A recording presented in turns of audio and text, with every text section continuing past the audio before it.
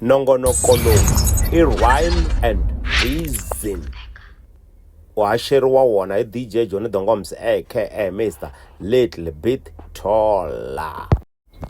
Ku na xivutiso xo kala tinhlamulo kumbe tinhlamuselo xa ku xana i mani a nga dlaya Tupac kumbe Tupac Shakur. Vunyingi bya swivutiso swi vutisiwile kambe swi pfumala tinhlamulo. Namuntlha ndzi lava ku mi hlamusela kumbe ku mi tivisa leswaku i mani a nga dlaya Tupac Shakur. Nongonoko lowu i Rhyme and Reason mi haxeriwa hi DJ Johnny Dongoms aka Mr Little Bit Taller. Ndzi kombela mi like no subscribe leswaku mi ta kuma swihungwahungwana leswi fambelanaka na vunanga bya hip hop na rhyme xikan'we no ni mi analyzela minkhuluko ndzi karhi ndzi tsavula xikan'we no analyzer ti-bars. Nongonoko Rhyme and Reason a hi subscribe-eni hi ndlela leyi.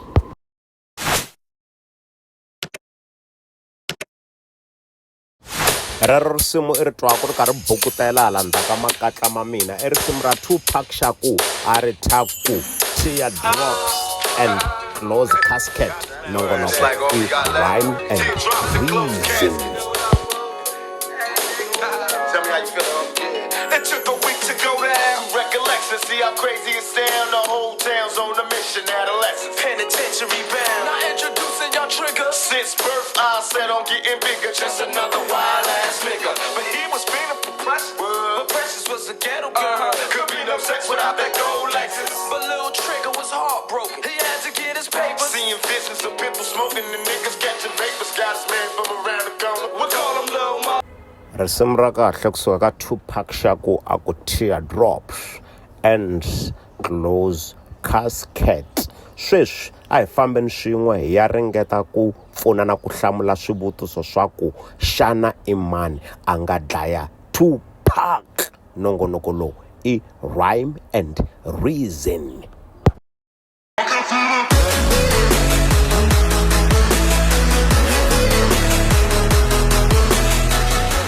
Swi humelele hi ndlela leyi hi ti 7 ta n'hweti ya September hi 1996 ku vile na ntlangu wa xibakele exikarhi ka Mike Tyson na Bruce Seldon laha a ku ri ntlangu wa xiyimo xa le henhla laha a ku hlangana ti-celebrity na vanhu vo hlonipheka lava a va ya hlalela ntlangu lowu a wu ri kona vusiku byebyo bya ti 7 September 1996. Opponent ni mi byerile ku a ku ri Bruce Seldon. Date leyi a va lwa yona a ku ri 7 September 1996. Location a ku ri MGB Grand Garden Arena a Las Vegas a Nevada. La hi la Mike Tyson a nga tlakula lowa mfana Bruce hi technical knocked out. A kuma mikutlunya a ri na mikutlunya ya 109 ivi mara a n'wi tlakula hi technical knockout. Ntlangu lowu wa xibakela u attendiwile hi Tupac alongside vanghana va yena vo tanihi vo Snoop Dogg na vo Keffe D na vo Serge Knight na van'wani vo tala ndzi nga ta tsandzeka ku va longoloxa hi nkarhi hi mhaka ya nkarhi. Laha vusiku byebyo loko se xibakele xi chaya kumbe si nge se chaya ku ve na nkotlombetano a xikarhi ka Keffe D na Orlando la emakumu ka swona Keffe D a nga teka xibalesa a xi nyika Orlando leswaku a ya confronta Tupac ivi Tupac a tikuma a luze vutomi bya yena hi vusiku byebyo bya September. Kahle u duvuriwe hi ti 7 September 1996 ivi mune wa masiku andhaka sweswo a tikuma a hundzile emisaveni hi ti 13 September 1996. Endzhaku ka ku duvuriwa ka Tupac a hetelela a lovile. Mi nga rivali ku ni mi byele ku Tupac u duvuriwe hi ti 7 ta September kambe u ya lova hi ti 13 September 1996. Vulavisisi byi ve kona laha ku nga investigatiwa xivangelo xa ku va Tupac a tikuma a duvuriwile. Hi nkarhi walowo swi ignoriwile ku before ntlangu wa xibakele wu sungula ku vile na nkotlombetano kumbe ku susumetana exikarhi ka Tupac na Orlando, laha Keffe D a nga nyika Orlando xibalesa leswaku a tikuma a balesele Tupac.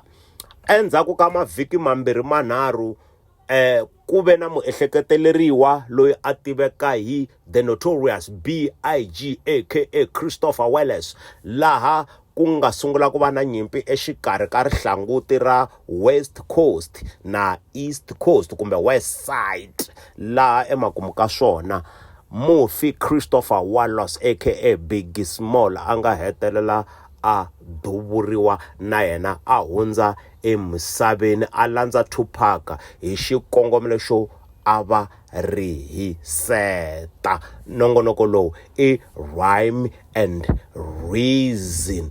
Endzhaku ka nkarhi wo leha kusuka lembe rorero ra 1996 ku ta fikela namuntlha ka 2026 swi kumekile leswaku mudlayi wa ntiyiso wa Tupac kumbe loyi a nga initiate rifu ra Tupac leswaku Tupac a dlayiwa i Keffe D, hikuva a nike nkulukumba loyi va nge i Orlando xibalesa leswaku a duvula Tupac. Sweswi ndzi vulavulaku nandzu wu pfuriwe nakambe kumbe wu tekeriwe enhlokweni nakambe leswaku Keffe D i le jele. Sweswi ndzi vulavulaku ku se a ya tengisiwana leswaku a ta gweviwa.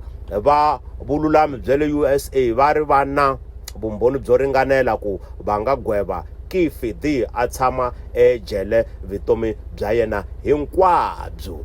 Hi ta swi sala ndzhaku leswi hi twa ku swi fambisa ku yini na date yo a ya khoto ndzi ta mi tivisa. Mina a ni ri ngomani wa madlayisani aka Mr Little Bit Taller. A hlanganeni nakambe eka nkarhi wo taku loko ni khanda ehenhla ka risimu ndzi ringeta ku hlawulela minkhuluko kumbe ti-rhyme ni tlhela ni analyzer ti-bars. Inkomu.